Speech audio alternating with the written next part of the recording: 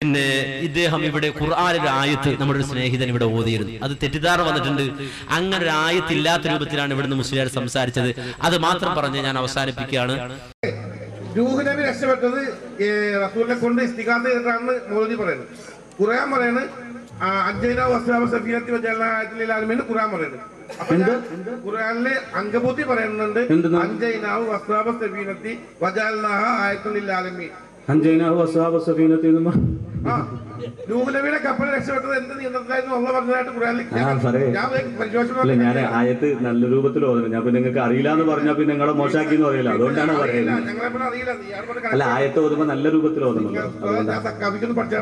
അല്ല, എങ്കിലും ഖുർആൻ ഓതുമ്പോ അറിയെങ്കിലേ നന്നായിട്ട് ഓതാവും. ആയിക്കോട്ടെ, ചോദിച്ചത് കണ്ടോ? ഖുർആനിലുള്ളൊരു ആയത്താണ്. പക്ഷെ ഈ സക്കാഫി ഇത് കണ്ടിട്ടില്ല. ഖുർആനുള്ള ആയത്താണ്, സക്കാഫി കണ്ടിട്ടില്ല. അദ്ദേഹം ആ ഖുർആൻ നേർക്കുന്നതിന് ഓതിയപ്പോ ആ മനുഷ്യനെ പരിഹസിക്കുകയാണ്. ഖുർആനിൽ നിങ്ങൾ നോക്കി ഓതണ്ടേ? ഖുർആൻ എങ്ങനെയാണ് ഓതുന്നത്? എങ്ങനെ ഓതേണ്ടത്? ഖുർആൻ അസ്ഹാബു സഫീനത്ത് ഖുർആൻ മൂപ്പരി അസ്ഹാബു സഫീനത്ത് കേട്ടപ്പോ ഏതൊരു സഫീനത്തോടെ കാര്യം പറഞ്ഞല്ല. ഖുർആനുണ്ട്. ആ വ്യക്തി ഓതിയത് ഖുർആനിലുണ്ട്. എന്നിട്ട് അതിനെപ്പോലെ നിഷേധിച്ചു വിടുന്നിട്ട് ആളുകളെ പരിഹസിച്ച് ചിരിച്ചു. ആരെ? ഖുർആനെ. ആരെ പരിഹസിച്ചത്? ഖുർആനെയോ? ഖുർആന്റെ ആയത്തിനെയോ?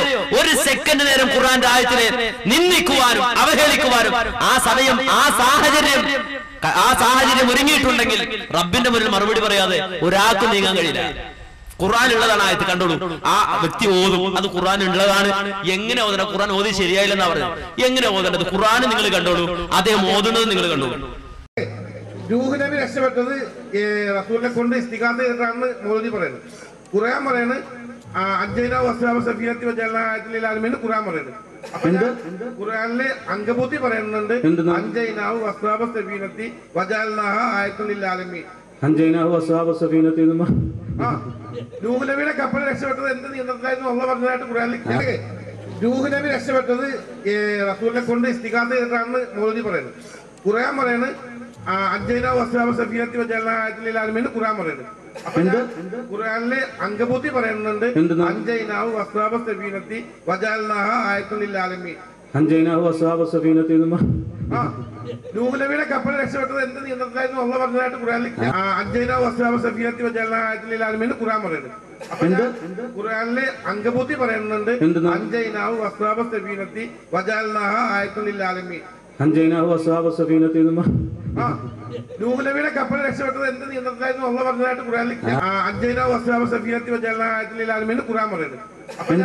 ഖുർആനിലെ അങ്കബൂത്തി പറയുന്നുണ്ട് അഞ്ചൈനാഹു വസ്വാബ സഫീനത്തി വജഅൽനാഹാ ആയത്തുൻ ലിൽ ആലമീൻ.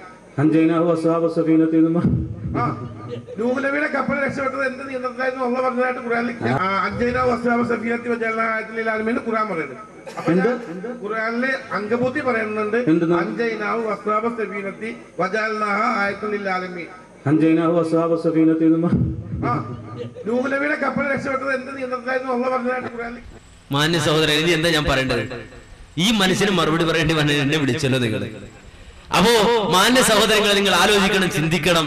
ഖുർആനുള്ളൊരു ആയത്ത് അതിന്റെ യഥാർത്ഥം പോലും അറിയില്ല. മൂപ്പര് തഫ്സീർ വിശദീകരിക്കണം. തഫ്സീർ ഉള്ളത് പറയാണെന്നാ. നിങ്ങൾ ആലോചിച്ച് നോക്ക്. ഞാൻ ആരെയും നിഷേധിക്കാനും നിന്ദിക്കാനോട് പറയല്ല. അള്ളാഹുവിന്റെ ദീൻ നേർക്ക് നേരെ ആർക്കും പറയാം, തൗഹീദ് പറയാം.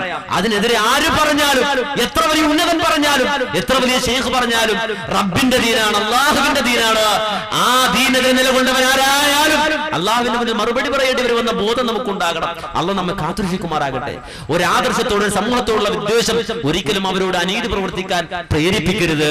മുജാഹിദ് പ്രസ്ഥാനത്തോടുള്ള വിദ്വേഷം, വിരോധം കൊണ്ട് മുജാഹിദ് പ്രസ്ഥാനത്തെ പുത്തൻവാദമായി ചിത്രീകരിച്ചുകൊണ്ട് മാത്രമല്ല ഈ ആദർശം ഇസ്ലാമിക വിരുദ്ധമാണെന്ന് വരുത്തി തീർത്തുകൊണ്ട് അടച്ചാക്ഷേപിക്കുമ്പോൾ താൻ പറയുന്ന, പഠിപ്പിക്കുന്ന, തന്റെ സമൂഹത്തോട് ഉത്ബോധനം ചെയ്യുന്ന ആദർശം എന്താണെന്ന് തിരിച്ചറിവുണ്ടാകണം.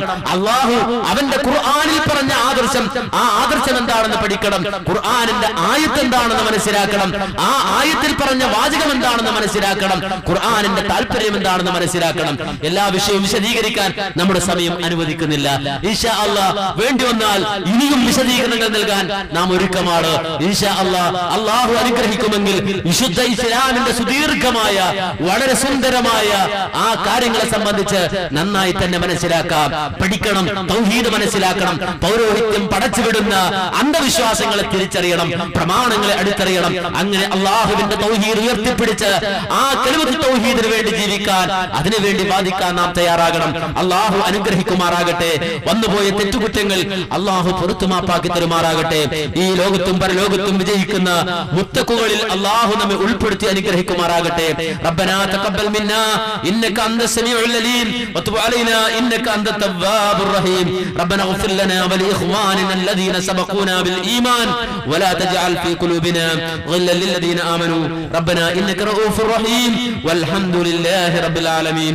السلام عليكم ورحمة الله وبركاته.